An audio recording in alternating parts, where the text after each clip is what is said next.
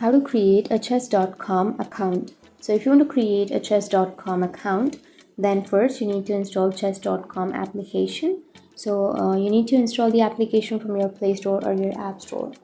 And once you've downloaded, now you can simply go for sign up, which is on the upper left. Tap on sign up, and from here you can create your account.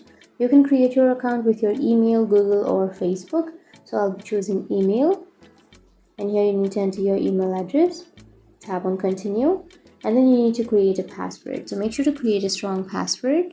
Now tap on continue, and then you need to choose a username.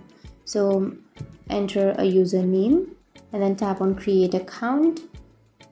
And if you're new to chess, choose the first, or you can choose beginner, intermediate, or advanced.